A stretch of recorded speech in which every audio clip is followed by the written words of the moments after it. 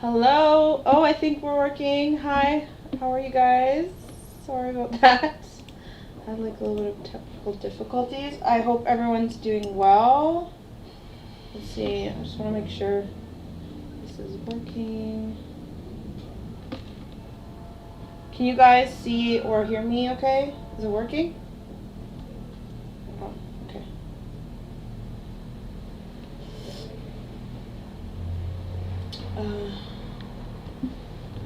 Hello? Can anyone comment if they can see this okay? I'm not sure. I'm just gonna wait a few moments just to make sure that everything's working. Okay, perfect. Hi everybody, welcome. So yes, I have missed you all, and sorry I haven't updated in a while. You know what? One sec. I'm just gonna be right back. I'm just gonna close this door so you don't hear the cars. One sec. My patio door. It's kind of loud. Sorry about that. I hope everyone's doing well. It's been a while.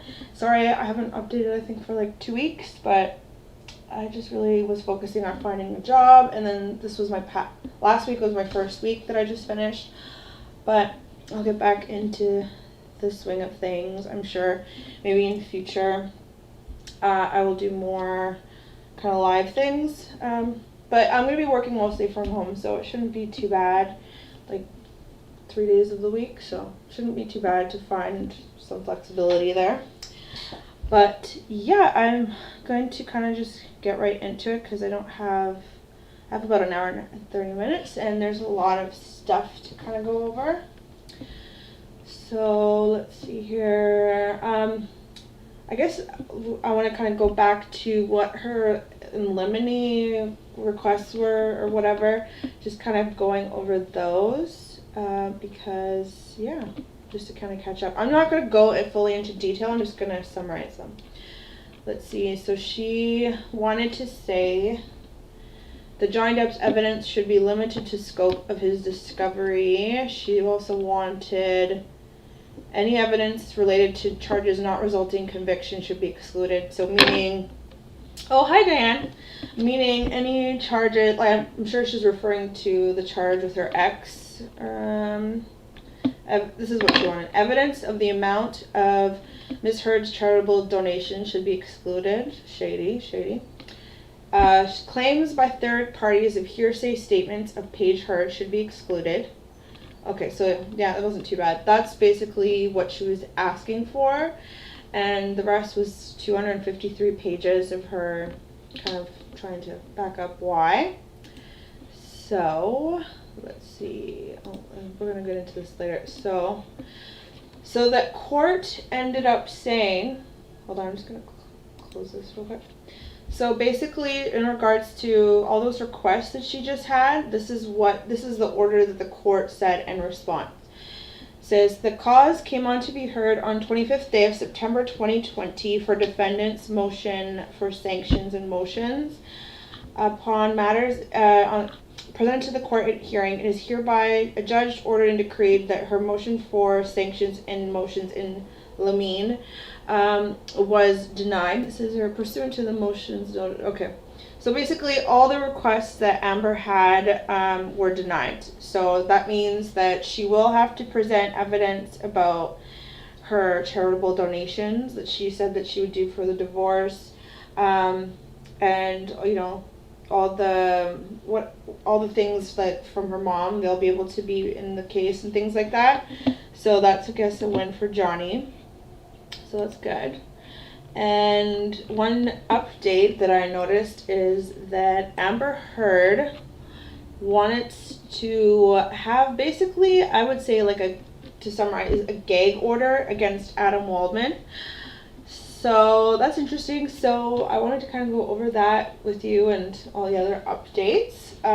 So it says here that she says defendant Amber Heard brings this motion for sanctions against plaintiff's counsel Adam Waldman for his repeated abuse of the discovery process, violation of the court's protective order, and general conduct in this case. Throughout this litigation, Mr. Waldman has acted like anything but an attorney this court has a right to expect.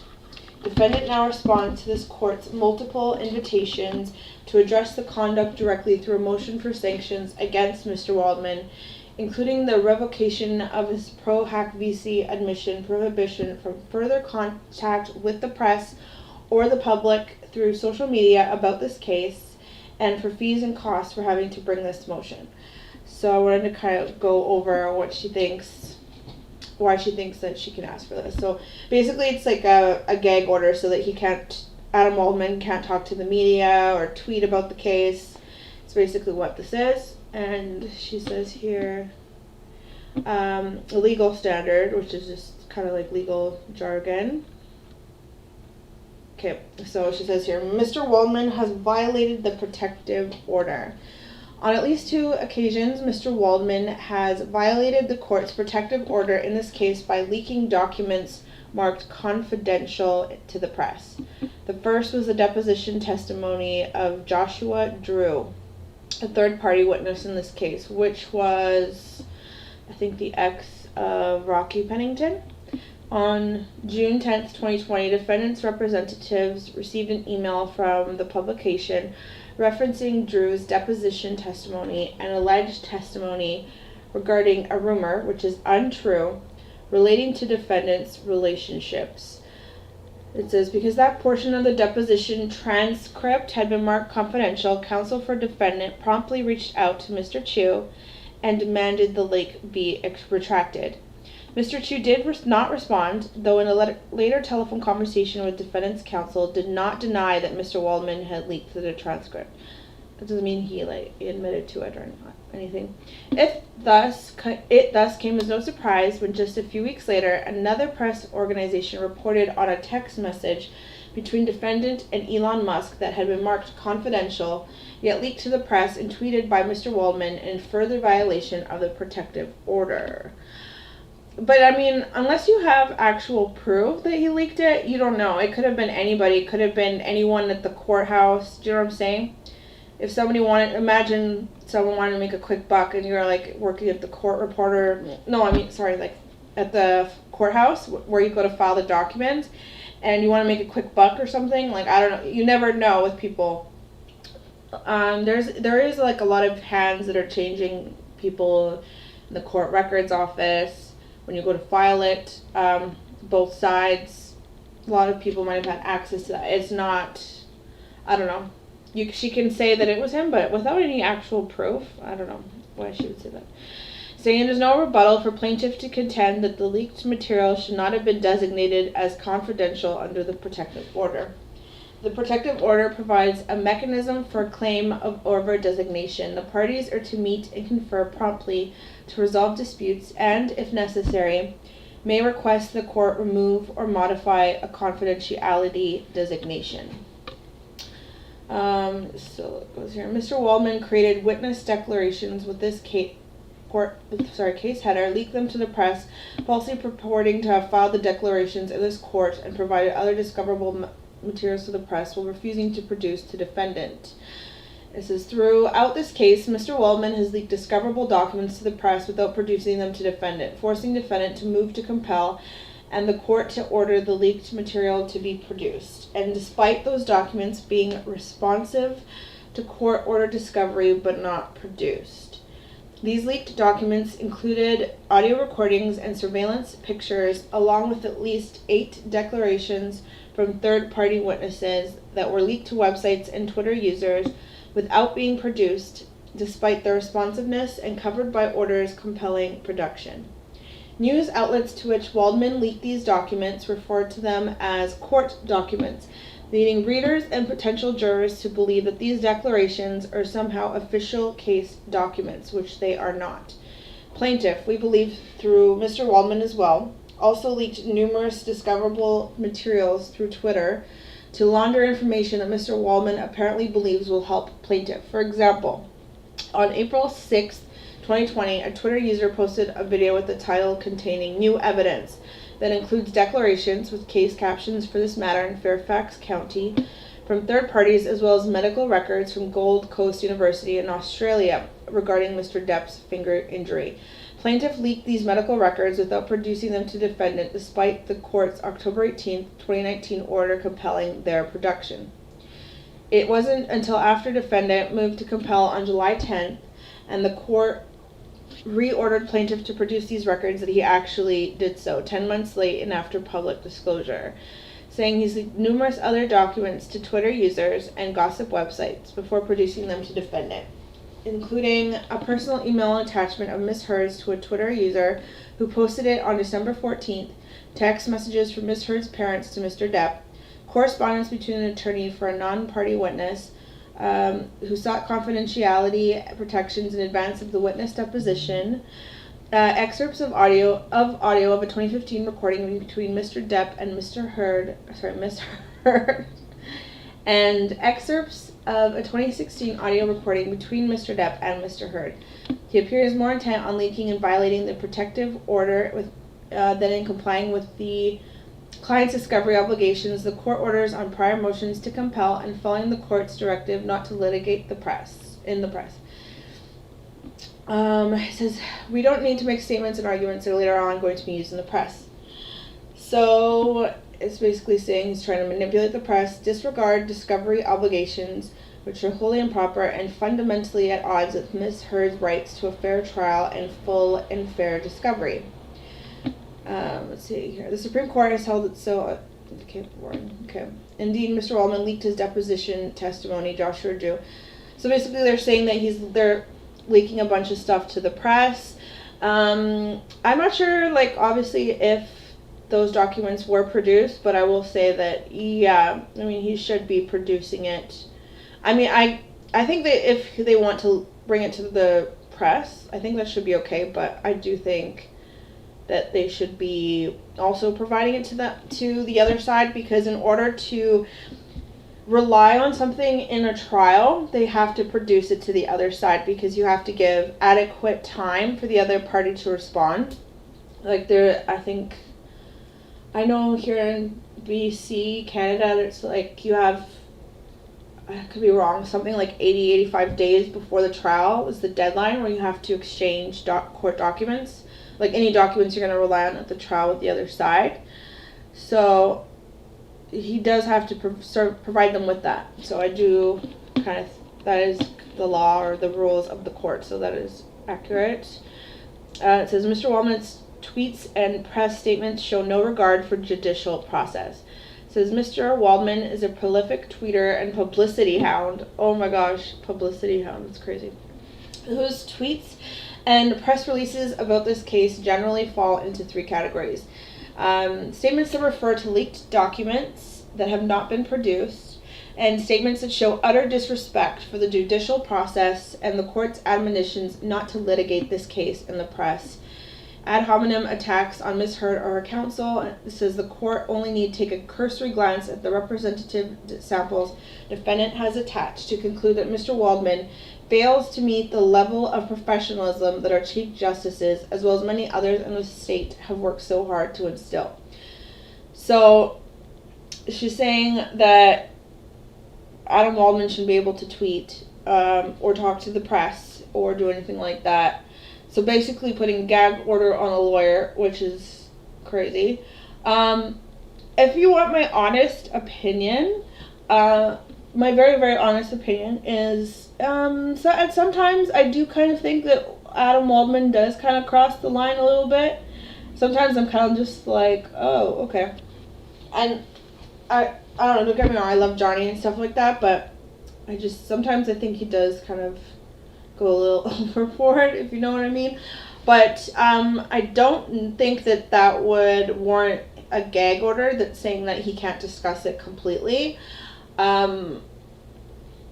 don't know if that makes sense, but sometimes I just do I totally get bringing it to the media, because the whole case is centered around, she slandered him in the media, so it would make sense to take the evidence to the media, because that's what's going to clear his name.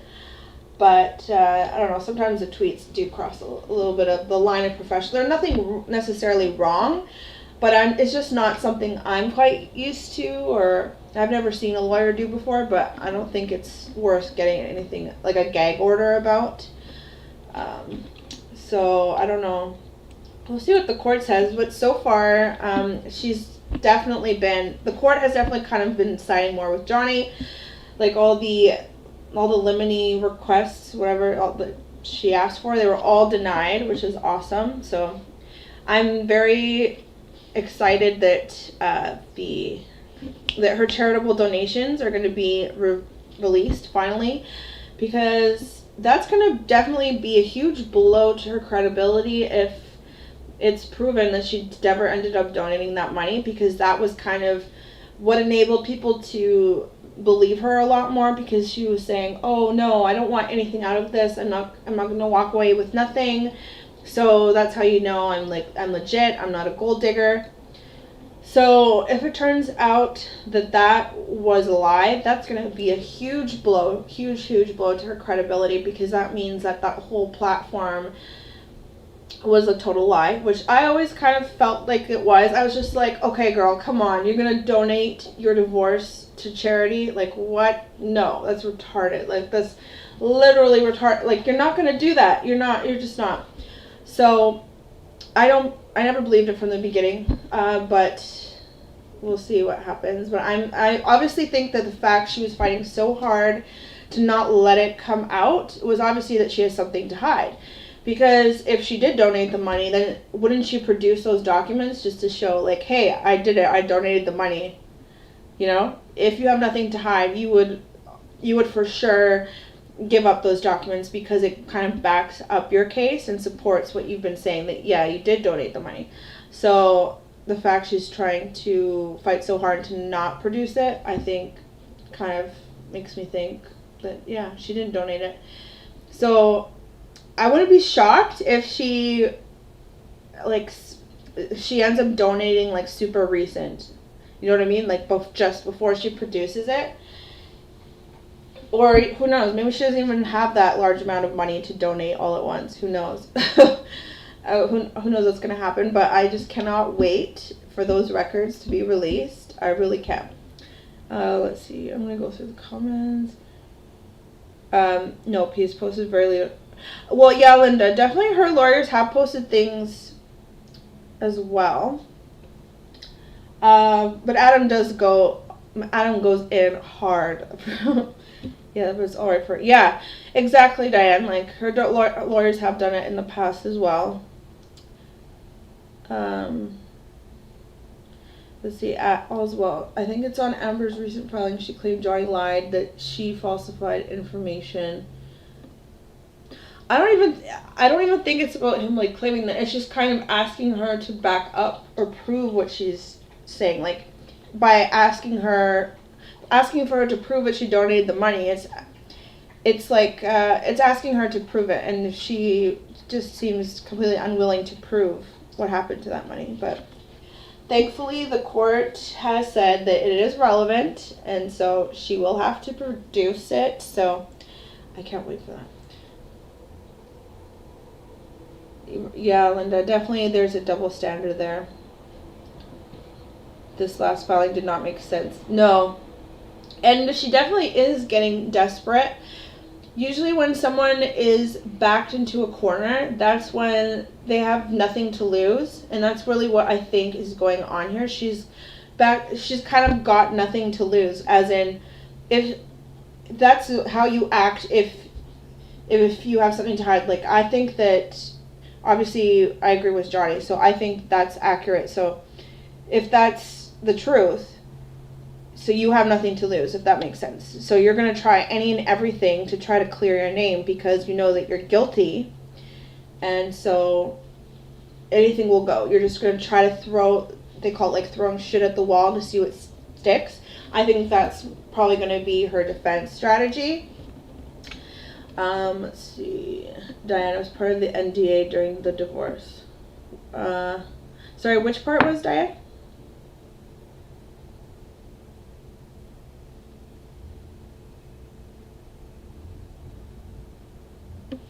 Sorry, which part was part of the NDA?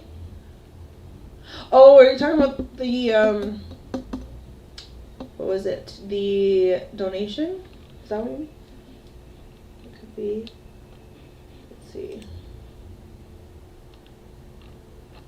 Yeah, so she's basically trying to have him gagged. I wonder what the court will say to that. Oh, hi, Wendy. Welcome. Diane, he's a good lawyer. She has nothing. Yeah, I think so. I definitely think so. I think she's getting more and more desperate. When was this? This was September 28th. Okay, this is super recent. Counterclaim, plaintiff's memorandum of law in opposition to counterclaim. Okay, so this is Johnny's memo in opposition to her counterclaim. We could go over that.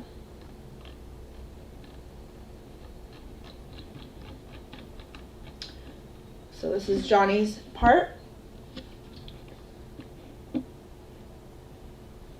Right? I don't know. Hold on. Sorry, excuse me. I've been reading legal documents all week. Counterclaim. Plaintiff's memorandum of law in opposition to counterclaim. Yeah.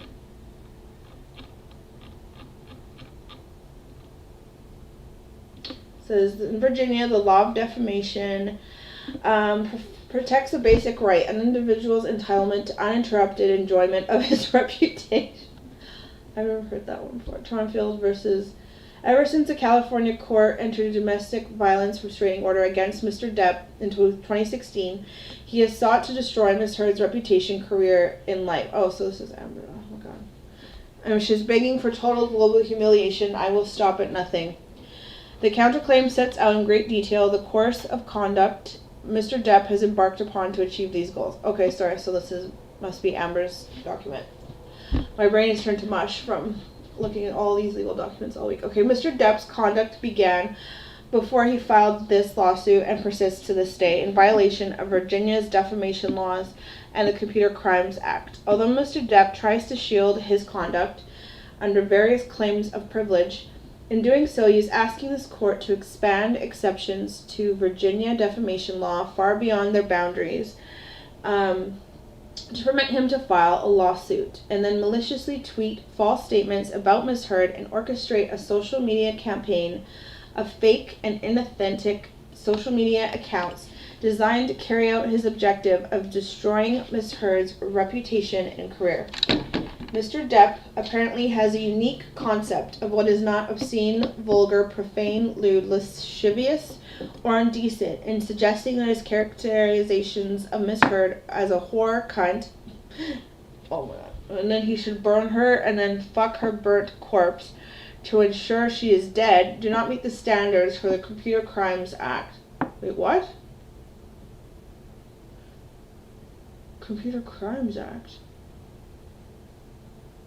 Okay, and they are absolutely in line with the elements of this claim. The statute of limitations for the defamation counterclaim is told by the filing of this lawsuit under Virginia Code 8.01-233B as the subject matter arises out of the same transactions and occurrences upon which Mr. Depp's claims are based. Finally, the anti-SLAPP statute requires a finding that the defamatory statements were regarding matters of public concern that would be protected under the First Amendment. Let's see. The statements by and on behalf of Mr. Depp cannot credibly be claimed to be anything other than personally motivated. It says a demurrer tests the legal sufficiency of facts alleged in pleadings, not the strength of proof, and does not allow the court to evaluate and decide the merits of a claim. Argument. Ms. Heard properly seeks declaratory judgment that she is immune from civil liability under Virginia's anti-SLAPP statute. Let's see. A strategic lawsuit against public participation is a meritless civil action designed to burden the defendant with the high cost of litigation. Okay, but we already decided that there's merit to this claim. Like, you've tried to have it thrown out 5 times, and the judge has denied your motions every single time. Clearly the case has merit. Like, let's move on from this. Let's move on with our lives. There's merit to this case. If you have nothing to hide and you think that your case is so strong, why not see it through to the end? Like, there's obviously a merit to it because the judge sees the merit in it. I think we all see that there's validity to what Johnny's saying. Linda, she was supposed to keep her pie shut, as was he, from the divorce settlements. Yeah, true. Wendy, what would happen to either of them if they ever did visit Australia again? I'm not sure. I mean, depends what happened with, like, their settlement or something. Well, I think it was only Amber that they went after in terms of that. So, I'm not sure. But I know that the Barnaby Joyce, I think is his name, he wanted them to look into perjury charges for Amber. So whether anything ever came of that or not, I'm not sure. But if it did, then that could be an issue for her to visit Australia. Like, let's say they wanted to investigate her for that or put a warrant out or something, then it really depends on that. And I don't really know that aspect of it, but it depends on if there's a warrant out for her or something like that. Like, saying, like, if they charged her for perjury, then if she went into Australia, then they would arrest her, probably, because there's no warrant out. But I really don't know if that's the case. Also, I can't wait for this counterclaim to get dismissed. Yes. Yeah, I think it will. But I'm just wondering how it's going to work, or if they're going to try both her case and Johnny's case at the same time, or what. I'm curious to know how that will go. I don't know. I can't see it really going through. Because I went in her filing. She's not really backing up what she was saying. She wasn't providing any proof. So, and she has the audacity to say that Johnny's case is meritless when she provided really no evidence for her counterclaim. Linda, a private text between two friends is not a defamatory. That's true. If me and my friend's text went public, I have lots of explaining to do. Yeah, I agree. And it's not something that he was saying to her. He wasn't, like, threatening her, if you know what I mean. It was just a text, like, you're venting with a friend when you're talking shit, basically. So I don't think that, I don't know. I know it doesn't sound great hearing it from the other side, but, you know, we've all been heartbroken or pissed off at somebody, and we say things that we're not proud of in the moment or something just because you're really pissed off. But it doesn't really mean anything. It's just venting, you know. That's what I think anyways. Let's see. And we really don't know what all she put him through either. Could have been just, I mean, you must be really pissed off to say something like that. Okay, let's see. In response to the growth of slaps, it says many states have enacted anti-slap legislation to weed out meritless claims and minimize the chilling effect of these lawsuits on free speech. Girl, so she's basically, I just can't. It says it grants immunity from civil liability for defamation claims that arise out of the exercise of First Amendment rights. I don't know. For me personally, I don't think that would apply because it's not a First Amendment right to defame somebody. So that all you know what I mean? Like, if you're defaming somebody, which means that you're publishing or speaking on making false claims against somebody, that's what defamation is. That's not your free speech. It's your rights end when it begins to infringe upon somebody else's rights. You know, you can't just say whatever you want, right? Because then other people would be saying, you know, racist stuff and God knows what. So that's what I think. Your rights end when they start to infringe on other people's rights. So I don't really think that's a valid thing to say. So, like, it all comes down to whether what she said was defamatory or not. I don't think it has anything to do with free speech. You can't just, like, that's not a good enough defense. You know, she can't just use the right of free speech as proof of why she defamed him. Or, she has to say, no, I didn't defame him because what I said was true. And she has to prove that. She can't just say, oh, it's free speech. That's just not going to cut it. This is your associates have provided a procedural method, often called a special motion to strike, but also known as an anti-slap or slap back, to weed out and dismiss meritless claims early in litigation. Linda says, once again, it's a double standard. She can say anything she wants, but he can't defend himself because that's defamatory to her. Yeah, right? Like, I don't know. But she can say whatever and it's free speech. But whatever he says, it's a problem. And so, in a way, isn't it kind of hypocritical then? Because the whole basis of her counterclaim is saying that. But she's saying, oh, it's free speech. But if Adam Waldman tweets, that's not okay. That's not free speech. That's defamation. But Amber, because she's special, can say or do whatever she wants, and it's free speech. But Adam Waldman can't. Johnny Depp can't. Nobody else can. So I just think that's really hypocritical. Let's see. As a result, victims of slap suits are free to choose a procedural vehicle for asserting their rights. A declaratory judgment is an appropriate mechanism for enforcing anti-slap rights because the statutorily defined purpose of declaratory judgment is to afford relief from the uncertainty and insecurity attendant upon controversies over legal rights. Let's see. The statutes relating to declaratory judgments are remedial and must be liberally interpreted and administered with a view to making the courts more serviceable to the people. In accordance with these principles, therefore empowers circuit courts to make binding adjudications of right in cases of actual controversy, including cases involving the interpretation of statute. The relief Ms. Heard seeks here, an interpretation of her rights under Virginia Code, is expressly within the class of cases subject to declaratory judgment jurisdiction. Mr. Depp's demur incorrectly asserts Ms. Heard seeks declaratory judgment of a disputed issue in his defamation action. Instead, Ms. Heard's immunity turns on whether her statements concerned matters of public concern that would be protected under the First Amendment, an issue distinct from and with no overlap to Mr. Depp's burden at trial of proving the elements of defamation. What? Actually, no, sweetie. You are the one that has the burden of proof. Actually, that's wrong. Wow. That's really wrong.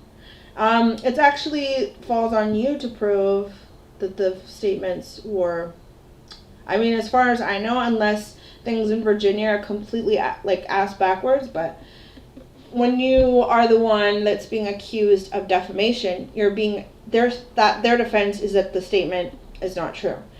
So in order to defend yourself against that, you have to prove that the statements are true, meaning that the burden of proof would lie to the defendant. So as the defendant, Amber Heard would be the one responsible for proving that what she's saying is true. So Johnny Depp does not have, from as far as I know, unless, like I said, things are ass backwards in Virginia, Johnny Depp would not have the burden of proof of proving that there was defamation. Because how do you prove that something isn't true? You have to prove that it's true, right? So that is ridiculous, I would say. How does the lawyer say that? Oh, the burden is on you, sweetie. It says, while the court determines whether the alleged defamatory statements are matters of public concern, the jury determines whether the statements subject to the defamation claim were made with actual or constructive knowledge that they are false, or with reckless disregard for whether they are false. What? This just reminds me of someone trying to flip the script, She's saying, well, the jury determines whether the they're false. Okay, yeah, that's true. Okay. If the first and second parts are determined in Miss Heard's favor, the jury may award attorney's fees and costs. I don't think the jury will side with you, so just drop it. Linda, so much word salad. As I said to Lost Beyond Pluto, her lawyers are Pistol and Boo LLC. That's hilarious. Oh my god, they probably would do a better job, to be honest, than her lawyers. Like, they're just not very good. Stacy, the media are the ones that are slagging him. The media are the ones that are like slagging Johnny. Oh, the media is definitely not on his side. I don't know. It's just very suspicious. Wonder if they got paid off by somebody. It says whether Ms. Heard's slap immunity would foreclose further litigation of Mr. Depp's claims is not a basis for denying declaratory relief. You know what is a basis? Is that you have no basis for asking for this immunity. That's the basis for denial. For example, an insurer may seek declaratory judgment of an ultimate issue of fact determining coverage, even if the same issue is scheduled for adjudication and a pending tort action. Thus, Ms. Heard can seek a declaration that her statements were of public concern. No, they're not. They don't affect the public as a whole, for one. So how can it be statements of public concern? Because it doesn't affect the public whatsoever. You know, maybe you're triggered by this or something, or maybe you're a fan of one of them, or you're just interested because it's such a shit show. But it's definitely not an issue of public concern where it's gonna affect you or affect the public as a whole, if that makes sense. That they were not made with actual or constructive knowledge that they are false, or made with reckless disregard, and that she's entitled to attorney's fees and costs, while also asserting her immunity as a defense to Mr. Depp's claims. One bad day. Amber would be served a warrant or arrested if she came back to Australia, but Johnny wouldn't because it wasn't his signature on any documents that led the dogs in Australia. Yeah, I mean, that could very well be, which would be, if that's like true, would be a huge problem, because Aquaman 2 is, as far as I know, being filmed in Australia. So how can you film a movie when you're not able to be in the country? Of course, I don't know if that's the case, like proven fact. I'm only speculating. I don't know, but if that's true, how would she be able to film the movie? So, I don't know. It doesn't, unless they had to completely remove everything and move to a different country or something. But I doubt that they'd be able to do that. Just the sheer amount of cost involved in that wouldn't make it worth it. Let's see.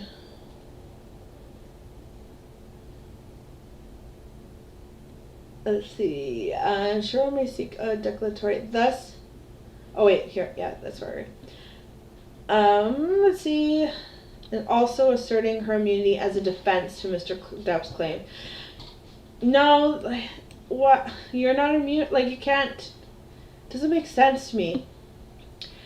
Well, let's see. So she's citing a case law, Minter versus Commonwealth. Exactly. This is exactly what I was saying. Commonwealth, meaning something to do with the government. You know what I mean? And that's what I was thinking. If a matter is of public concern. So this is like a case against or involving the government. Something like that does affect the public because, you know, based on what happens to that, it could affect somebody else. Okay. I'm trying to think of an example. Okay. Say if you're suing the government or something like that, or I can't really think of anything to be honest, but yeah, say if you're suing the government or something, then you might be protected under that because, you know, it could set a precedent. Maybe it's like some kind of malpractice or something. Then that could work, but that's what I was thinking. It's something to do with the government or something where it would affect another individual in the future who might go through the same thing, if that makes sense. Plaintiffs permitted assert their constitutional challenges by declaratory judgment action rather than part of his or her defense. Let's see, I'm just trying to see what's just legal jargon. It says here, in Tyler, a defamation action The defendant asserted counterclaims seeking a declaratory judgment that its statements were not defamatory.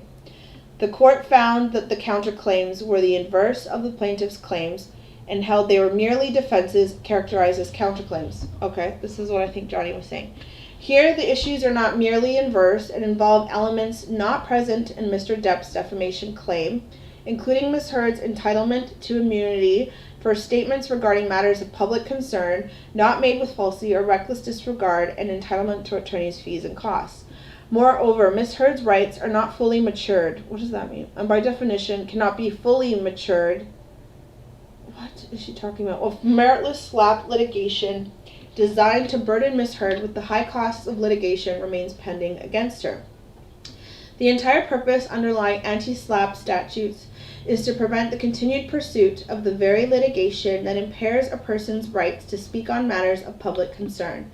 Because Mr. Depp is continuing to pursue this meritless SLAPP litigation designed to burden the Ms. Heard with the high costs of litigation, the harm to her First Amendment rights is continuing, and Ms. Heard's rights are not fully matured.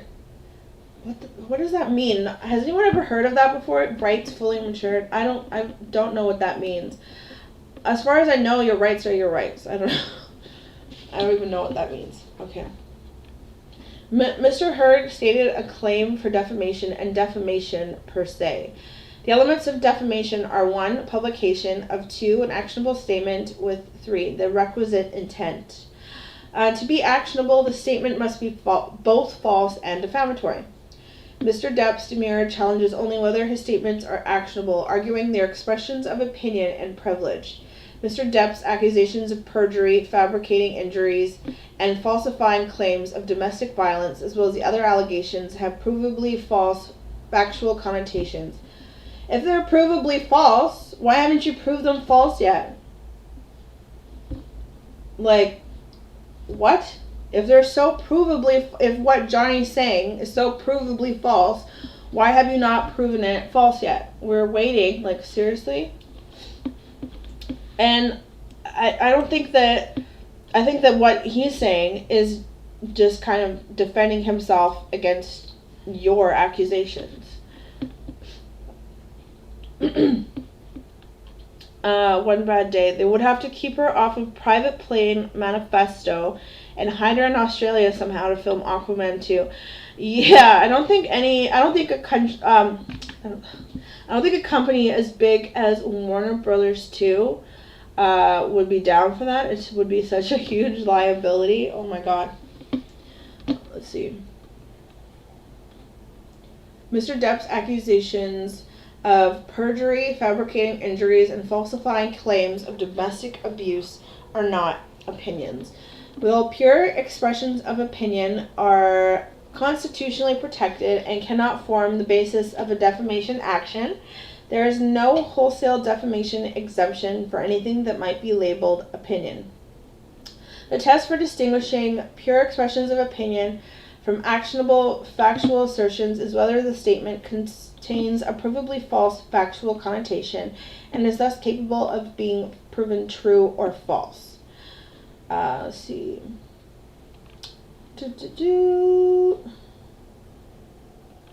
In this case, Mr. Depp's statements contain provably false factual assertions respecting his abuse of Ms. Heard. In his interview with GQ, Mr. Depp accused Ms. Heard of perjuring herself in the DVRO proceeding, claiming there was no truth whatsoever to her statements. That's a response to me. She is responding to her statements. Recognizing that Ms. Heard had bruises on her face when she appeared in the proceeding, Mr. Depp further claimed that she fabricating her injuries, stating, Ms. Heard was at a party the next day. Her eye wasn't closed. She had hair over her eye, but you could see the eye wasn't shut. 25 feet away from her, how the fuck am I going to hit her? Because Ms. Heard alleges that her injuries were real and that Mr. Depp abused her, these statements contain provably false factual connotations. Likewise, Mr. Waldman's overt accusations of perjury and filing and receiving a fraudulent temporary restraining order, quoted in page 6, are actionable factual assertions. I mean, what else is there to say? If the person knows that you're lying, that is perjury, right? And through the process of filing the defamation case and presenting their evidence and the lack of your evidence, that would be them proving that what they're saying is true. Do you know what I mean? They're in the process of proving that it's like either you're lying or you're not. So if Johnny, obviously, since he was a party to what happened, and Amber's saying, "Oh, like he hit me," and if he knows that that's not true, and she swore under oath and said that happened, that is perjury. So who would better than Johnny to know if she's committing perjury or not? And that will be discovered through the process of the case, as the case, goes on and evidence comes forward. Then I think the jury or the judge or whoever will be able to determine if there in fact was perjury. So, yeah. And receiving a fraudulent temporary restraining order are actionable factual assertions. I don't know. I don't agree with this because, like, she started it and he has the right to respond and say she's lying. By saying that she's lying, I don't believe that that's defamation. Likewise, Mr. Waldman's we just read that. Mr. Waldman, as Mr. Depp's agent, expressly accused Miss Heard of fabricating her injuries by telling the blast that she went to court with painted-on bruises to obtain a temporary restraining order. Mr. Depp also accused Miss Heard of fabricating other evidence of domestic violence, claiming that before dialing 911, Amber and her friends spilled a little wine and roughed the place up. And Mr. Depp has repeatedly asserted that Miss Heard is carrying out an abuse hoax. All of these allegations can be proven false. Okay, now I'm just getting irritated as hell. All of these allegations can be proven false. Then why haven't you proven it? Why is there two police officers that attended after the fact who have testified under oath as a police officer that there was no damage to the place and that she was not injured?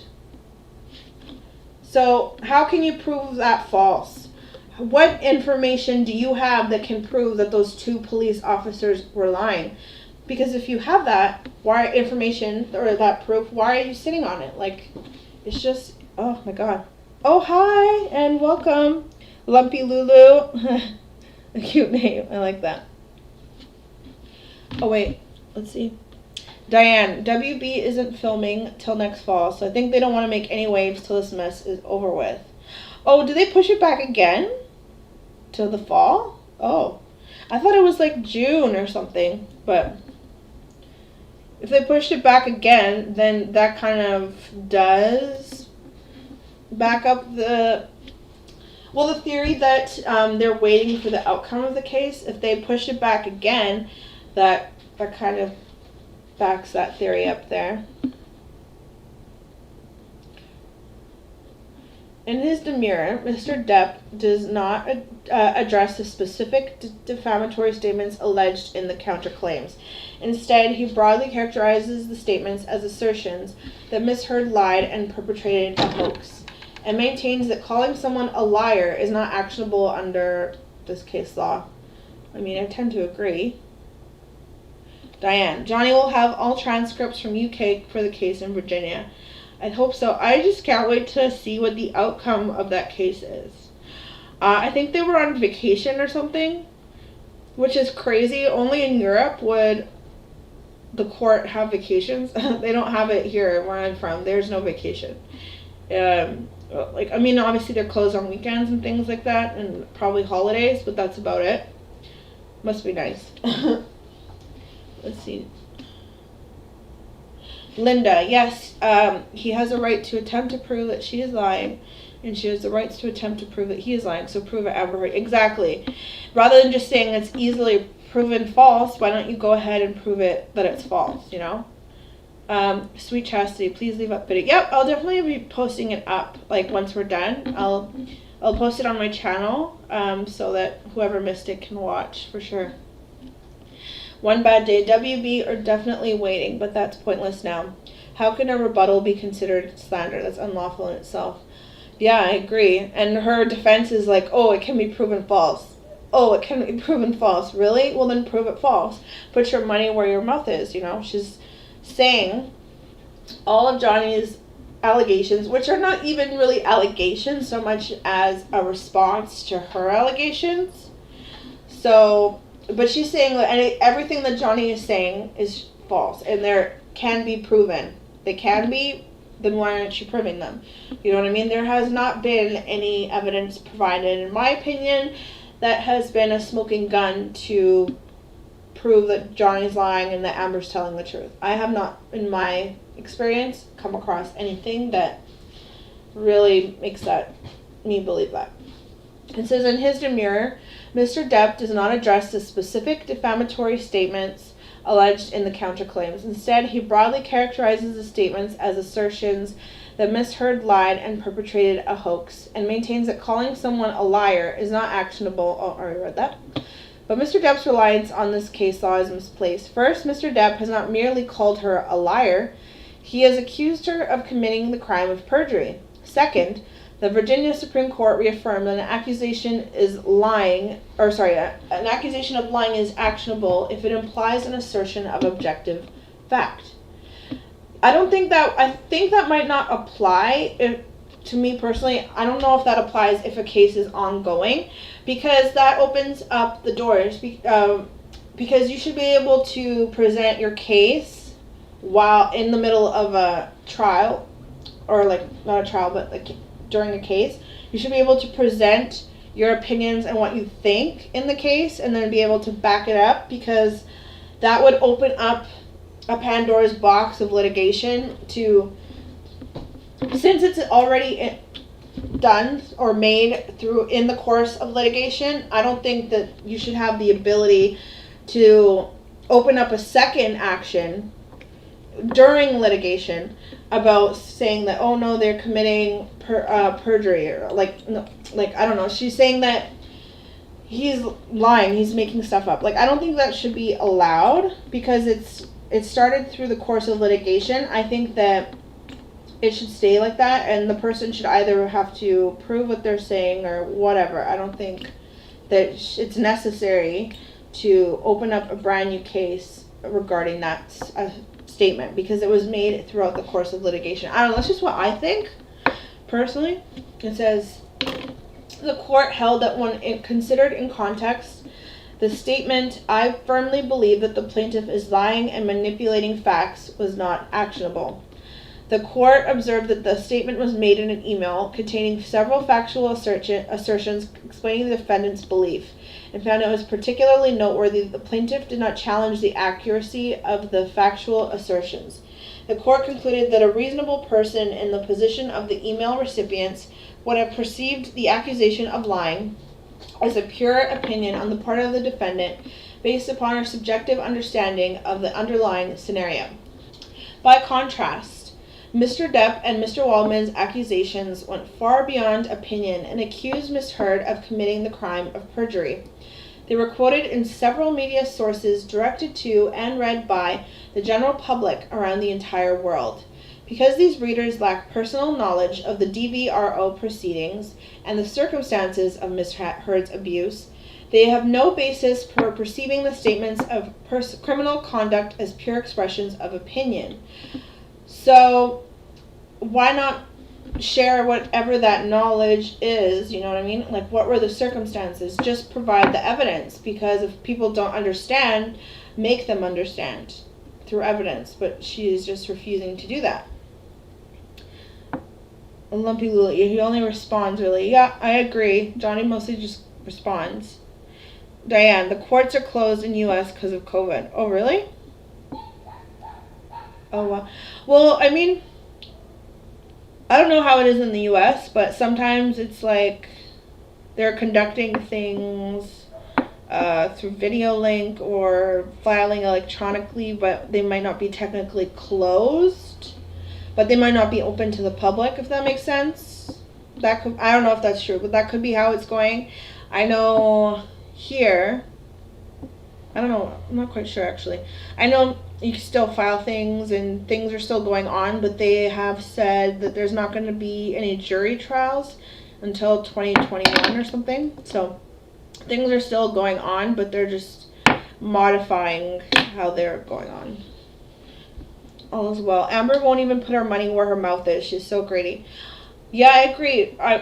She's saying things are so easily disproven, but she really won't provide the evidence, which is honestly the entire purpose of, going to court, going to trial, is to present the facts and find out what the truth is based on the facts. But she just doesn't get that, and it's very frustrating. Furthermore, all of Mr. Depp's and Mr. Waldman's accusations contain factual connotations subject to being disproved. Then disprove it. See, so irritating. These allegations can be disproved by presenting evidence that established Mr. Depp abused Ms. Heard and that she did not perjure herself in the DVRO proceedings or fabricate evidence of domestic abuse. These allegations can be disproved by presenting evidence. Okay, well then present that evidence. She's so fucking annoying, I swear to God. These allegations can be disproved by presenting evidence. And why haven't you presented evidence that, that is concrete and cannot be rebutted? Like, you just haven't done that. Present the evidence. Like, it's just, oh my God. With her, she just drives me off the wall. Sukadiwa. He is just responding to all her accusations. She was the only one giving interviews everywhere and talking about human rights and that women have to get up and fight. Where are all of the evidences? Exactly. Where's the evidence to all the things that she's been saying? She's just been saying whatever she wants without providing any proof, and it's very frustrating. All's well. Did you see the filing where she pretends Johnny is dodging the deposition? Not yet. I think we're kind of going through everything slowly, but he definitely isn't. Like, he's in the the UK, and there's ways around that. Like, he could try to do something via video link or something, or it might be difficult to do because he works obviously long hours filming, but if he can't do it, he can't do it. That's why he asked to push things back. Linda, they're going to do regular court, but not jury trials. That is why they pushed the dates back. Yeah, that makes sense. Who knows? Depending on how things go with COVID, it might even get pushed back further. I mean, I really hope that things are better by, May that they push it back? Yeah, I think it's May. Hopefully things are back to normal by then and there's like a vaccine or something, because I don't know about you guys, but all this stuff is driving me bonkers. Sweet Chastity. If Amber keeps saying Johnny is saying she perjured herself, if Johnny wins, wouldn't that mean that he was right, she was lying, and then Amber could be charged with perjury?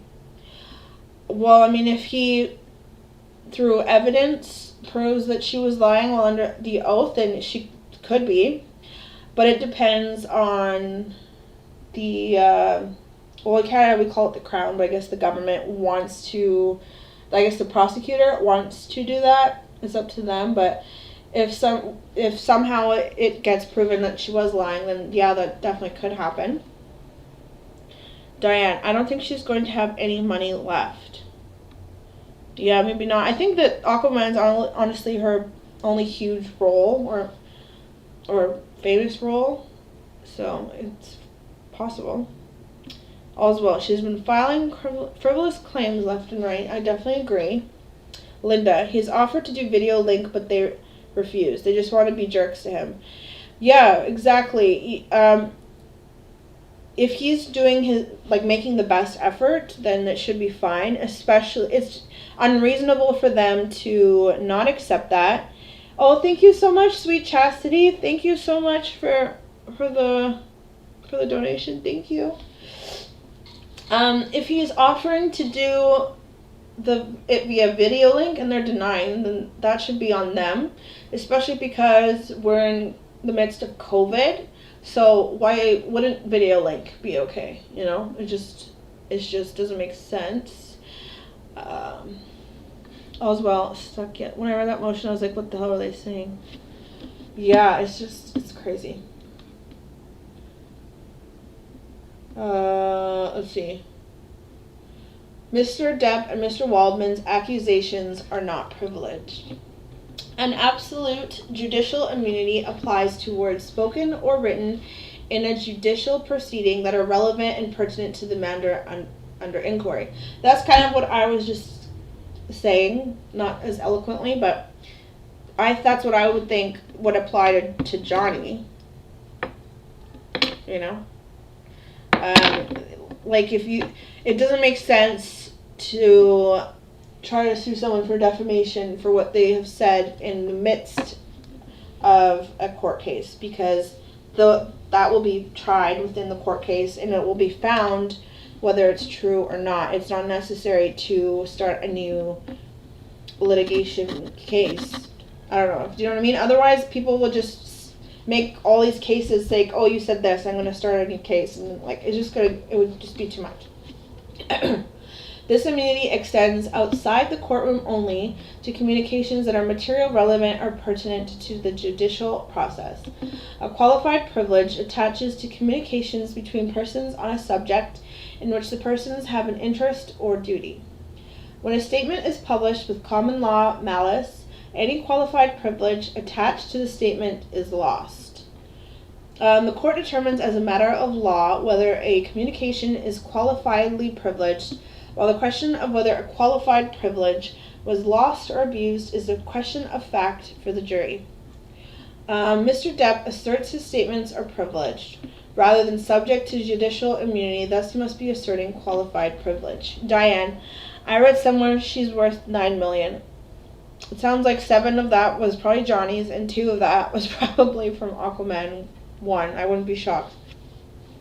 A qualified privilege is not grounds for dismissing a defamation claim. Rather, when a communication is entitled to a qualified privilege, the onus is cast upon the person claiming to have been defamed to prove the existence of malice. Let's see. Although Ms. Heard was not required to plead facts negating an affirmative defense, she has alleged the statements at issue were published with malice. Accordingly, the demurrer should be overruled. Moreover, Mr. Depp has not demonstrated the statements at issue are afforded any privilege. Relying on Bull v. Logitronics, which is not binding on this court, Mr. Depp maintains his statements are privileged because they are a fair summary of the allegations in the complaint. In Bull, an employer claimed it was defamed by a former employee's press release describing a lawsuit he filed against his employer. The press release set forth that Bull, a former employee of Log-E and an inventor, transferred to Log-E his exclusive right to acquire the Xerox Corporation's graphic arts film processor business, had filed suit against Log-E and Johnson for royalty payments and damages in an amount over $1 million, and was seeking punitive damages, alleging a conspiracy to circumvent the provisions of a contract relating to manufacture and sale of film processors under U.S. patents. The press release was fair, accurate account of issues in lawsuit. Some of Mr. Depp's defamatory statements were made in November 2018 before he filed the complaint in March 2019. Again, I don't think that's defamatory. He was responding to you. And even before Ms. Heard's op-ed was published in December 2018. Thus, it is not possible for these statements to be a fair summary of the allegations and his actions against Ms. Heard. I think it's probably a fair summary to him of what happened and against your allegations in the divorce matter. Further, Mr. Depp did not purport to summarize any proceeding when he defamed Ms. Heard. It's just the worst. Okay. He accused her of perjuring herself in the DVRO proceeding, and Mr. Waldman accused her of perjuring herself in the same proceeding. For example, Mr. Depp told the Daily Mail, Amber Heard and her friends in the media use fake sexual violence allegations as both a sword and shield, depending on their needs. I mean, where was the lie? These statements cannot be construed as a fair summary or account of the allegations in the complaint. As to the statements made after Mr. Depp filed his complaint, there's absolutely no Virginia law that applies the fair report privilege to caustic, ad hominem, and false tweets and statements made by a defendant or his agents simply because a case is pending. The fair report privilege consists of making a fair and substantially true account of the particular proceeding. Mr. Depp also claims that under this case law, his statements are entitled to the privilege of self-defense. In Haycox, the trial court properly refused a jury instruction that included the following principle: if a man is attacked in a newspaper, he may reply, and if his reply is not unnecessarily defamatory of his assailant and is honestly made in self-defense, it will be privileged. The court determined that while the instruction was legally correct, it was misleading because it failed to address how the qualified privilege can be lost through abuse. With respect to the scope of the privilege, the court explained that it extends only to such retorts as are fairly an answer to the attacks, which is kind of applicable to Johnny's case, I think. Let's see. Oh, Linda. Remember they called him a coward for not going ahead with the UK trial during the midst of the COVID lockdown. He was respectful of isolation and was ready to go when the lockdown was lifted. Yeah, I agree. Like, it's just she pisses me off. They called him a coward. Ugh, she's just the worst. Okay. All's well. Can't Amber and her team be punished for all these meritless motions and filings? I mean, yeah, there is something in there that, like, if you're filing too many things, they can, like, block it or something. So, we'll see what they say. Who knows? Maybe the judge won't even, like, let it go forward, her counterclaim go forward. We'll see. Or maybe sometimes what they do is they hear them at the same time, which would probably kind of make sense, but since there's a lot of the same kind of issues, it's basically a mirror of what his case is. It's basically the opposite, like, on her side. And she says, Linda, talk about defamation. Yeah. Diane, I think she's been living off of the $7 million from the divorce. Yeah, probably. I definitely can't see. Well, I don't think she donated it. I mean, we'll see when the records come forward. But I wonder, like, how in deep Elon Musk is with these charities. I wonder if, like, they wouldn't falsify things for him, would they? Because that would just be going to the next level if they would, like, falsify evidence of her donating money. You know what I mean? I wonder what's going to happen with that. Comment down below if you have any ideas how it will go, because I think it's going to be really interesting. Okay. Ms. Heard's op-ed was not an attack in the first place, and Mr. Depp was not, as a matter of law, acting in self-defense. I disagree, but let's go on. Mr. Depp first made his defamatory statements in his November 2018 GQ article. Ms. Heard's op-ed was published a month later. Okay, underneath self-defense analysis, Mr. Depp was a defamation aggressor, and it is barred from asserting any self-defense. Is she retarded? Sorry, I don't know. Okay. Is she for real? Like, I don't understand what. She's the one that made these accusations in the divorce proceeding on Vancouver and went to the court and made this huge thing. So I really don't understand. Johnny was responding in the GQ case to say that no, it's not true. So how is that defamation? She just drives me crazy.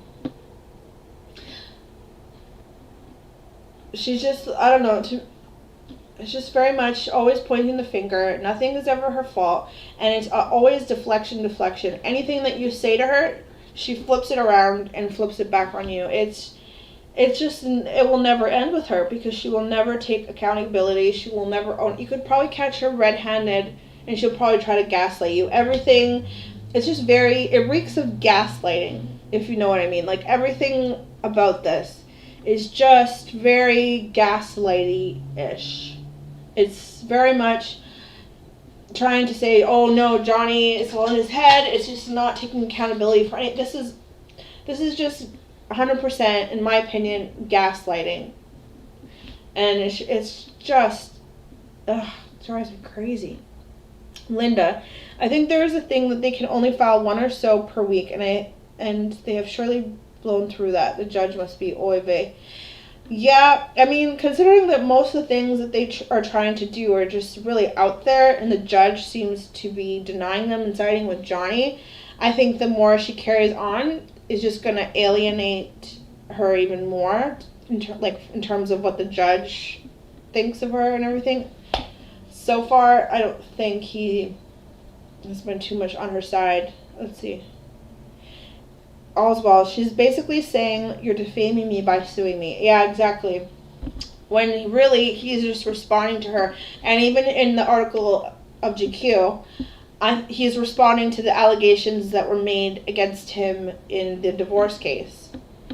And, you know, he let it go on for a long time. And I don't blame him, because if you go through something like that, and if you were abused, it's difficult to stand up for yourself, especially when everyone's siding with the other person. You get kind of like traumatized. It takes time to be able to stand up for yourself. Sweet Chastity. Another video had a webpage from one of the charities that said, if you promise to donate $1 million, you will get credit, even if the full $1 million have not been made. What? Really? That sounds highly illegal. Oh, like a promise to, it's like a IOU? Oh my gosh, really? They take IOUs? Jeez. Diane, Musk donated $100,000 to charity for Amber Heard. Yep, probably. Let's see. Let's see. If any such privilege applies, it only applies to Ms. Heard, not Mr. Depp. In any event, Ms. Heard's op-ed was not an attack that can support a right to limitless, gratuitous, false, defamatory, and pervasive replies by Mr. Depp and Mr. Waldman beyond simply filing and pursuing the complaint. Even if the op-ed could constitute an attack, and from a temporal and content perspective it cannot, Mr. Depp and Mr. Waldman cannot then publicly and falsely accuse Ms. Heard of perjury, fabricating evidence, and falsifying claims of domestic violence. Mr. Depp's and Mr. Waldman's statements are not simply retorts that fairly answer the assertions in the op-ed. Finally, to the extent Mr. Depp is relying on the absolute judicial immunity, it applies to Ms. Heard's statements and testimony during the DVRO, not to mention Mr. Depp's defamatory statements. This immunity is not limited to trials, but applies only to statements that are material, relevant, or pertinent to the judicial process. Oh, hi, Jocelyn, and welcome. Diane, I think a judge will put a stop to all of her BS. I sure hope so. Linda, I will never forget that one of their last conversations, she told him he shouldn't try to defend himself, and at the end she's screaming at him that she's only trying to defend herself. Again, well, WTF. Yeah, I agree. And Johnny even said, you're trying to defend yourself by saying things that aren't true. And again, that to me is a strong indicator that he's telling the truth, because she never really responded back to that, saying of course they're true or something. Like, I don't know. It just kind of speaks a lot to me. Bianca, why is she still being given a platform? Ugh, I definitely agree with you. Let's see. Unlike Ms. Heard's DVRO testimony, Mr. Heard's statements to media sources are wholly unrelated to the judicial process and are therefore not privileged or subject to immunity. Oh, so you can talk to the media, but he can't? Make it make sense. Mr. Heard... Oh. Miss Heard... I think that's supposed to be Miss Heard.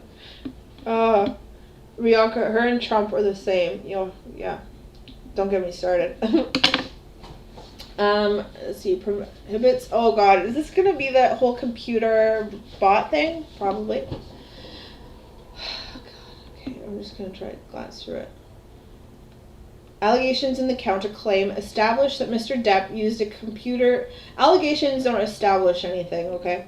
Used a computer to perform immoral or unlawful acts. The allegations establish. No, you know what establishes things? Proof, not allegations. For example, Mr. Depp's online smear campaign includes 2 Change.org petitions. One to remove Mr. Heard. Again with the Mr. Heard. Oh my god. What kind of a Mickey Mouse lawyer is this? They use Mr. Heard here too. Oh my gosh. Wow. Wow. This, you know what? And like, in the legal field, like, they get really upset about spelling errors and grammatical errors. It's a big deal. But that's really bad. They called her Mr. Heard twice. I don't know. I feel like someone's legal assistant or paralegal is about to get written up for this.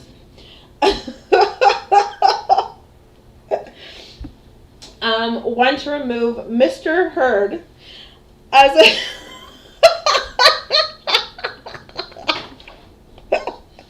one to remove Mr. Heard as an actress in the Aquaman movie franchise. It called her Mr. Heard here too. What the fuck? Okay. Oh my god.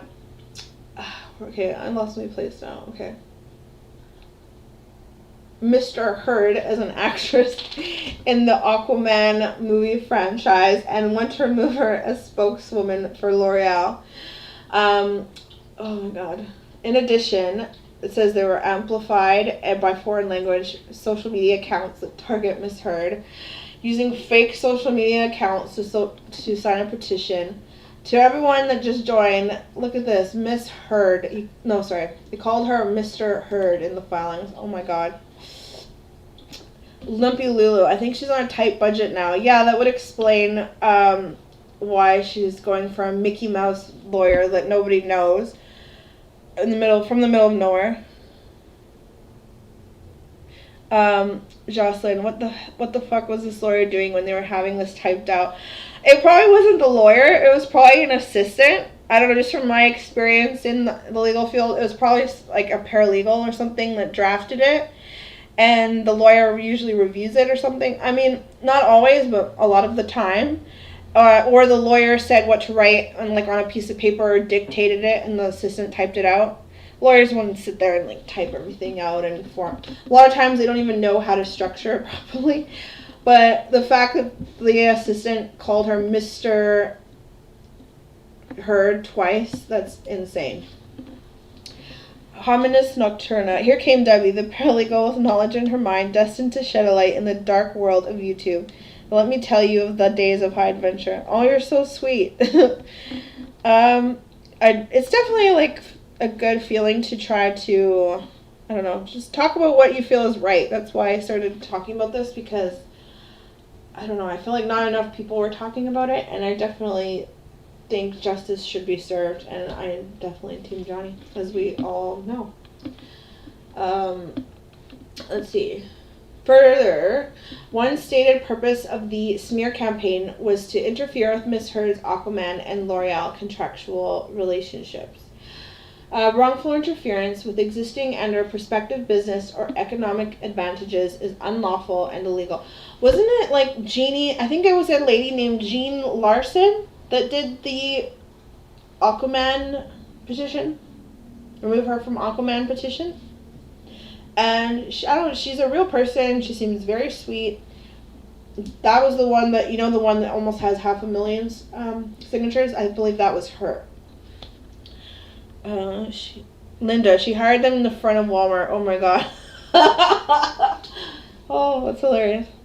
Diane, for Amber Heard, any publicity is better than no publicity. Pathetic and desperate. I definitely agree.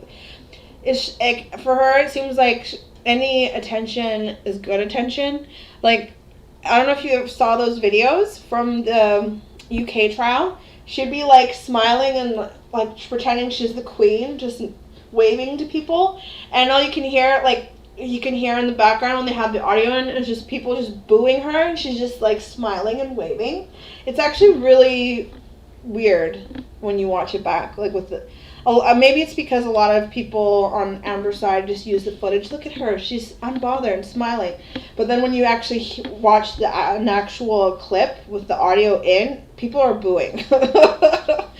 Like, what? Oh my god. Let's see. Oh yeah.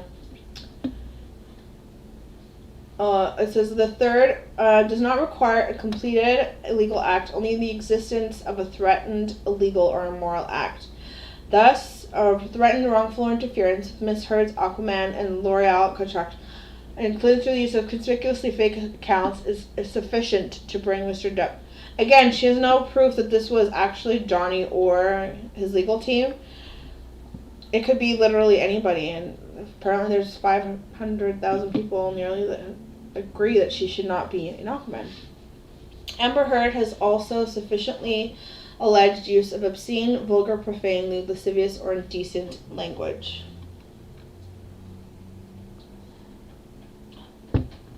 Mr. Depp has used obscene language in numerous text messages. Okay, we already know what those text messages are. So what if he used obscene language? I don't know. I know it's like, I don't know. He didn't say it to her. I don't know. I guess it sounds bad, but I think he was just venting. It says Miss Heard's defamation claims are not barred by the statute of limitations because they arise out of the same transaction or occurrence upon which Mr. Depp's claims are based. Oh yeah, that was a good rebuttal from Johnny's team. That if she was citing Johnny's GQ article, I believe, as the basis for her counterclaim, but apparently the statute of limitations on that one had run out. But she's saying by the same transaction or occurrence upon which Mr. Depp's claims are based. But if it's based on the same, he's saying that the video that she made, or the op-ed. So how can, if it's based on the same transaction or occurrence, if you're also basing your action on that same thing, why do you need to make a separate case for that? No, I don't think that's gonna stick. I don't think that's gonna stick at all. Okay, let's see what she has to say for herself. It says Mr. Depp asked the court to grant his plea in bar as to 5 of the statements in count 2 of Ms. Heard's counterclaim that seek to impose liability for statements she alleges were made between November 2018 and July 3rd, 2019, all of which were made within 5 months of Mr. Depp commencing this action on March 19th, 2019. Mr. Depp's plea is premised on his mistaken conclusion that these statements are barred by the 1-year statute of limitations in Virginia. They are not because Mr. Depp's filing of his complaint told the statute of limitations. Contrary to Mr. Depp's plea, Ms. Heard's claims were timely filed in accordance, which provides, okay. Because of all the alleged statements concerning count 2 were made less than 1 year prior to the commencement of Mr. Depp's action relate to the same transactions or the plea should be denied. On March 19, 2019, Mr. Depp filed his complaint in this action alleging that Ms. Heard published an op-ed that, in Mr. Depp's words, depended on the central premise that Ms. Heard was a domestic abuse victim and that Mr. Depp perpetrated domestic violence against her during their relationship and marriage, as Ms. Heard testified when she publicly accused Mr. Depp of domestic abuse in 2016. When she appeared in court with an apparently battered face and obtained a temporary restraining order against Mr. Depp on May 27, 2016. Whether Mr. Depp committed domestic violence against Ms. Heard during their relationship and marriage, as Ms. Heard testified in 2016, is the primary and, in Mr. Depp's own words, central transaction or occurrence at issue in Mr. Depp's complaint.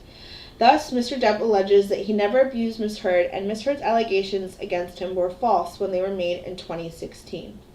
Mr. Depp alleges that Ms. Heard knew that Mr. Depp did not abuse her, and that the domestic abuse allegations she made against him in 2016 were false. He further alleges that the testimony and photographic evidence that she presented to the court in 2016 and the supporting sworn testimony provided by her 2 friends were false and perjurious. Mr. Depp continues with numerous broad-sweeping allegations related to incidents of abuse during his relationship and marriage with Ms. Heard, presumably in support of his defamation claims. Allegations related to incident before Ms. Heard presented herself to the world with a battered face. She accused Mr. Depp of domestic violence and obtained a restraining order against him based on testimony that she and her friends provided. Mr. Depp's allegations leave no doubt that Ms. Heard's judicial testimony of abuse in 2016 is the primary transaction at issue. Then 2 years ago, I became a public figure representing domestic abuse. Indeed, Mr. Depp unequivocally alleges that Ms. Heard's op-ed revives her domestic abuse testimony from 2016. It definitely revisits it, for sure, because she's referring to it. In each count, Mr. Depp even alleges that the op-ed statements are of and concerning Mr. Depp, as he is Ms. Heard's former husband, and she publicly accused him of domestic abuse in May 2016. The challenge statements in Ms. Heard's counterclaim plainly arise out of the same transaction or occurrence, because all of these statements falsely allege Ms. Heard committed the crime of perjury when she testified to Mr. Depp's domestic abuse. No, she's so fucking. The challenge statements plainly arise out of the same transaction or occurrence, because all these statements falsely allege Ms. Heard committed the crime of perjury. That doesn't mean, no, that's not how that works. If you are, then that makes her case even weaker, because she's saying that the basis for her counterclaim started as a response to what he said throughout the course of litigation. It doesn't make sense. It just doesn't make sense. It says, all of these statements falsely allege Ms. Heard committed a crime of perjury when she testified to Mr. Depp's domestic abuse. The very same testimony Mr. Depp claims was revived by her op-ed. Thus, statute of limitations with respect to Ms. Heard's counterclaim was told by the commencement of Mr. Depp's action. No, I don't think so. Let's see. I'm trying to skip over too much of the case law stuff. The Virginia Supreme Court analyzed single transaction or concern. Here, motivations underlying Mr. Depp's and Ms. Heard's respective claims are the same: to prove the respective allegations of abuse during the relationship are true. The parties' respective claims are the same in time, space, and origin from a practical perspective. Oh my gosh, so that's literally what he said. He said that her counterclaim is a mirror of his, which is a grounds to have it dismissed. She said that that's not the case, but here she's admitting the parties' respective claims are the same in time, space, and origin. So she's basically admitting that, yes, they are a mirror of each other. So she's backtracking there. Diane, Amber Heard tried to get Johnny to come back to Virginia to try and settle the case this month for 3 days. Oh, I don't think he will, though, to be honest. It's not about money. It's about, clearing his name. And in order for that to happen, the trial has to go on so that all this evidence comes to light. Linda, she said things were being taken Taiwan at her vehicle as she left the UK court. But Unboxed has video that never happened at all. The only things that were thrown were bouquets of flowers on Johnny Depp's car. Yeah, true. Diane, Johnny is not going to come. He starts filming next week for Facebook. Oh, no. Sorry.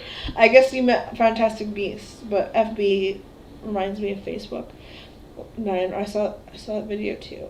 All is well. Amber was going through the back towards the end of the trial. Yeah. As she should. Let's see, where was I? Oh. I think I went down a little bit more. Okay. Where was I? Completely lost my space, sorry. Oh. The parties respective, because they all deal with the truth of Ms. Heard abuse testimony during her DVRO hearing in May of 2016. Further, the issues form a convenient trial unit, and the same or similar evidence will be used in support of each party's respective claims and defense. The Fourth Circuit and other federal courts routinely analyze whether counterclaims arise out of the same transaction or occurrence as the plaintiff's claims to determine whether a counterclaim is compulsory under Federal Rule of Civil Procedure. In this analogous context, federal courts have repeatedly recognized that defamation counterclaim arise from the same transaction or occurrence if they are logically related to plaintiff's claims, even when the evidence needed to prove the opposing claims may be quite different. I don't think so in this case, because it's like either it's true or it's not. If you're both saying the same thing, if both people are saying that the other one is lying, then the evidence needed is like the same, because if one side presents the evidence like backing up their side, then by process of elimination, the other person's lying. You know what I mean? So everything that she's saying is kind of working against her, because if that's, you know, the standard of determining that, it is this, the evidence needed to prove the opposing claims is quite different. I think the evidence is the same, because whatever evidence either Amber or Johnny presents, it's gonna work both ways. It's either there's two people here and both of them are saying the same thing, both are saying that the other person's lying. So one person's telling the truth and one person's lying. So if there's proof that one person's lying, then the other person's telling the truth. So it's just gonna be, it's 50-50, if you know what I mean. So it's the same evidence is going to prove, like, go for either side. So it's the same evidence. The same evidence will work for or against either party. Saying finding officers slander, okay. In fact, the only difference between Mr. Depp's defamatory statements and Ms. Heard's statements in her op-ed are the dates on which the statements were made, and those differing dates in no way undermine the conclusion that the claims arise from the same transaction or occurrence. Let's see, because all the alleged statements supporting Count 2 and Ms. Heard's counterclaim relate to the same transactions or occurrence that forms the basis of Mr. Depp's claims in his complaint, and were made less than 1 year prior to the commencement of Mr. Depp's action, Mr. Depp's plea should be denied in accordance with Virginia Code. But then that goes against why she's saying that the case should be allowed to move forward, because she's saying that it's different, but then she's also saying that it's the same. But sorry about that. Something just fell. Ms. Heard's defamation claims are not subject to anti-SLAPP immunity. Unlike Ms. Heard's op-ed, which focused on the transformative political movement, called for Congress to reauthorize and strengthen the Violence Against Women Act, and call for changes to laws and rules and social norms so that women who come forward to talk about violence receive more support, Mr. Depp's defamatory statements are not directed to matters of public concern that would be protected by the First Amendment and subject to immunity under Virginia's anti-SLAPP statute. Rather, they are directed primarily to whether Ms. Heard was telling the truth about her allegations of domestic violence against Mr. Depp. Again, a defense to what was the cause of action in his case, which was all the things that she said there, or alluded to. These are highly personal matters and not of public concern. Then why did you, if they're highly personal and not of public concern, why did you take it to the public? It doesn't make sense. And were statements made by Mr. Depp solely for his own personal benefit? I don't think so. The statements you made were for your personal benefit, I believe. Let's see. Mr. Depp's repeated accusations that Ms. Heard is a hoax artist or perjured herself in obtaining the DVRO and involve highly personal matters of abuse by a husband against his wife. These, in and of themselves, are not matters of public concern. Therefore, the court should deny... Hold on. Mr. Depp... Let me reread that for a sec. Mr. Depp's repeated accusations that Ms. Heard is a hoax artist or perjured herself in obtaining the DVRO involve highly personal matters of abuse by a husband against his wife. If it's so highly personal, why did you take it to the media? Why did you alert TMZ that you were going to be there when you were getting your, your restraining order? Why did you alert TMZ? Why did you have TMZ come be outside there, if it's so highly personal, these in and of themselves are not matters of public concern. What? But you were just saying that this was a matter of public concern. That's literally what she was saying. She was saying that this matter was of public concern. But now she's saying they're not.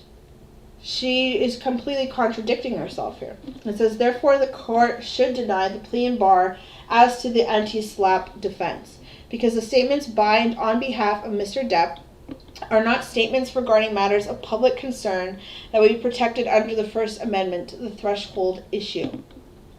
In the event the court were to find that the statements made by Mr. Depp and Mr. Waldman were matters of public concern, the issue of whether the statements were made with actual or constructive knowledge that they are false or with reckless disregard for whether they are false remain jury issues. I don't get it. What she's saying? She's saying that first she's saying she should be immune to civil liability because what the things that she was saying were of public concern. But when it's flipped around on Johnny and Adam Waldman talking about these things, she's saying they're not matters of public concern. So which is it? Because if it's not a matter of public concern for Johnny and for Adam Waldman, it's not a matter of public concern for you either, if that makes sense. It says, for the foregoing reasons, Ms. Heard respectfully requests that this court deny Mr. Depp's demurrer and plea and bar in its entirety. Let's see. Is that it? Let me just check here. So, this was the memorandum. Counterclaim plaintiff's response. Just want to make sure. Yeah, and then attach the memorandum. I think that's about it in terms of getting caught up. Let's see. There's a foreign subpoena for, this was for Elon Musk. Interesting. I swear they've already served him with this subpoena before, and hopefully this time it sticks. Let's see. Linda, methinks this is 93 pages of hot air. Yeah, I agree. Diane, Johnny looks happy now. He's been all over Europe producing films. I love it. Oh, that's so good. I didn't know he was producing films as well. But that's amazing. Yeah, I mean, I don't know him, obviously, but he seems like a nice guy. He just, you know how you could just kind of tell someone's aura? He seemed to me very genuine. So, he deserves happiness. We all do. Except for Amber Heard. No, I'm just joking. Linda, he looks great. Has major support from everyone. She's dying of jealousy. I think she's always been jealous of him. I think it was Kate something. Yeah, her ex-assistant who said before she got with Johnny, she was dressing super preppy, and then she started dressing like him and trying to be all boho. Linda, what his personal benefit is trying to defend himself, but she is not, and it's okay. Cripes. Thank goodness the judge denied all her bull crap. Yes, I'm so happy that all her requests were denied. Yeah, like for all her demands. And I'm so looking forward to seeing what she did with that donation money. Let's see. Diane, to get a jump on the divorce, make Johnny really look bad. I agree. All's well. Debbie, tell us your paralegal experiences in dealing with these types of cases. Let's see. I think the part that I kind of related to the most of it was the aspect of the divorce kind of case. Because I worked mostly in family law. That's where most of my experience is. So I kind of do have some experience with that.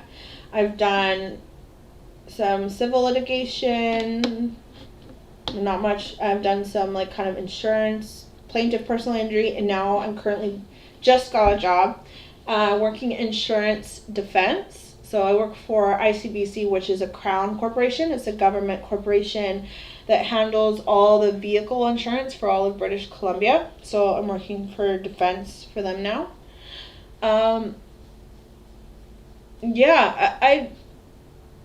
I can't really say I've ever been in something like super similar, but I have dealt with some kind of civil litigation cases that are just about dumb things, or it's just unnecessarily contentious. There are people where people are going back and forth too much, and it's very frustrating because as someone working as part of the legal team, you obviously want to help them find some kind of resolution. So it's very frustrating when people just are trying to be petty or one up each other all the time. It's like you're never able to find a resolution because the people aren't just not being rational or reasonable, I should say, reasonable. So it's always going to be a lot of back and forth. That is the most frustrating aspect, I would say, in a lot of cases, is that the parties just cannot be reasonable with each other and try to come to some sort of agreement, or compromise. It's a lot of times what legal cases can be a lot about compromise, but that's mostly in civil cases. So I don't know. That's nothing that's similar. Oh, Jocelyn, congratulations on your new job. Oh, thank you so much, Jocelyn. Yeah, so far so good. I really like it. Everyone seems really nice, and it's allows me to work from home for the most part. So it's basically going to be only 2 days per week in the office, which is good because number one, it's kind of far. Number two, it's COVID time, so it's good that I'll be able to work from home 3 days a week, and I'll be able to spend more time with my dog because I have this little tiny Chihuahua. Well, she's like a mix. She's a rescue dog, and she has separation anxiety. I probably have it too. Like, we like to be near each other all the time, so I'm glad I can spend at least 3 days out of the week here at home with her, and it will help me have more flexibility for my channel too. Diane, I bet you are a better speller. I actually am a pretty good speller, I would say. Yeah, pretty good. I'm good at writing, I guess. Well, that's probably one of the reasons I went into law, is because I really enjoy writing and things like that. Oh, thank you, Diane, for the congratulations. Yeah, thank you, and thank you so much to your patience with me for not uploading for a couple weeks. I just finished the first week this past week. So I'm going to be training in person for every day during the week for probably another 2 weeks, and then I'll be able to transition into kind of working from home part-time or most of the time. So I'll be able to work on finding a kind of balance, for sure, of just updating you guys on things as they come.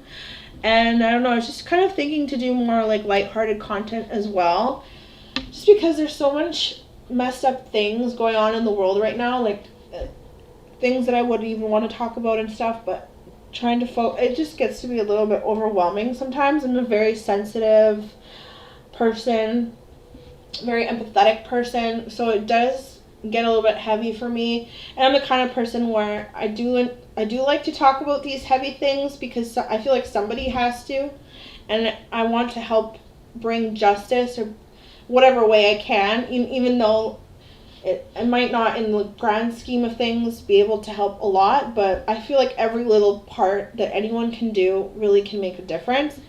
So I definitely do enjoy doing that and things like that, but there's also an aspect of my personality where I'm always joking and I'm kind of silly, and I feel like it's good to have that balance of those two sides to me. So I'm going to see how it goes, but I want to try to do some other somehow relate it back to paralegal somehow, where it's kind of more, maybe I'll do like vlogs, what it's like working from home as a paralegal, if anyone might be interested in that, or I don't know, just a little bit more lighthearted content thrown in there too, because it makes me feel better about the state of the world and probably would make you guys feel better. Like sometimes you just need to laugh and kind of zone out a little bit. I don't know if that makes sense to anybody, but oh, Linda, I've wondered about what the consequences are when a divorce settlement decrees that neither party talks about the other, as in this case, and she broke that agreement. Well, I've actually done a lot of I've drafted some premarital agreements and pre-habitual agreements in the past, it should say in the agreement like what would happen if she broke that. So I don't know what it said in there, but usually it'll have something in there like you're opening yourself up for litigation if you do that or something, or maybe by doing that you're waiving the, what do you call it? You're waiving the non-disclosure agreement. I'm not sure. It really depends what it says within the agreement itself, but usually it says something where if you break that, then you open yourself up for litigation, basically. Oswald, you are wonderful. Oh, thank you. You're going to crush that. Thank you so much. I've got a week down. I have to say, insurance defense is definitely a lot more laid back than family law.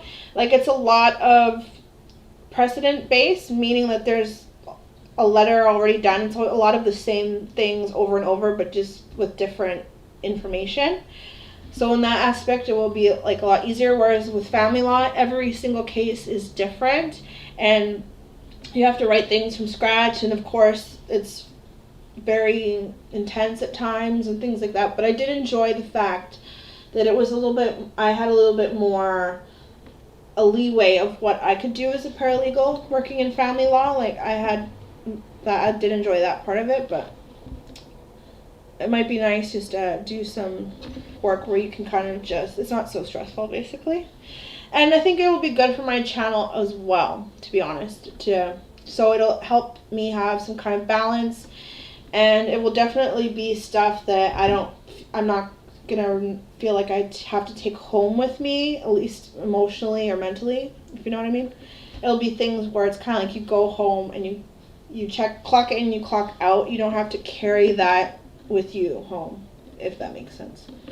Family law people are miserable, Diane says. Yeah, I have to admit, I've definitely met some miserable lawyers. Oh, maybe that's what I should do. I have some stories about some, like, or at least one boss that was not so great. I'm trying to think, is there a way where I can talk about it and not, I guess if I don't mention the name, I'm going to think about it. I'm going to try and think. Like, I might have some funny story times relating to being a paralegal, because I guess this is my niche now. Yeah, so if you guys would be interested in that, let me know down below or message me or something if you'd be interested in maybe some funny story times. Or, I mean, it wasn't funny at the time, but I can laugh about it now, I guess. Let me know if that's something you'd be interested in, some crazy employer stories. Diane, a lot of companies like their employees working from home these days. Yeah, of course. And I think in the long run, it's better for them because it's less overhead, you know? It's less, I guess, because you have to pay for rent, electricity, this, and that. It's just difficult. Well, a lot of the old school law firms, like, they're struggling because they refuse to go electronic. They're old school and they're pushing the paper. So it's really difficult for them to do things from home. But the ones that are the law firms I feel like are really going to succeed through this pandemic the best are the ones that are electronic or paperless, because there's no reason you can't do that from home. Jocelyn, definitely interested in the funny story times. Okay. Oh, and that's a good idea. Oswald, general information for aspiring paralegals. That's a really good idea. I could definitely do that. I can talk about, like, what school is like and stuff, and if people are interested, yeah, for sure. I mean, I assume you guys, I know obviously it's about Johnny and Amber, but maybe some of you guys actually have interest in the law and you want to know what it's like. I would definitely be open to sharing that. But yeah, I have to get going. I think that's about everything. Yeah, I think we've covered everything up to now. I'm going to do a much better job on staying on top of things. And as always, comment on me somewhere, or DM me or something about what you'd like me to talk about if you have any specific requests. Lumpy Lula, you have a great personality. Oh, thank you so much. That's really sweet. Thank you. I think, yeah, I have to get going. I think that's everything. We've pretty much caught up now. I hope everyone has a great evening or day, depending where you are in the world. And thank you so much for being here right now. And thank you so much for your patience with me. And I don't know. I just need to get into my new routine, which I will do, and things will go back to normal. But yeah, thank you so much. You guys are the best. I hope you have a good one, and I'll catch you guys in the next video. And I'm gonna try to film some kind of just maybe paralegal related content, a little bit more lighthearted for you as well.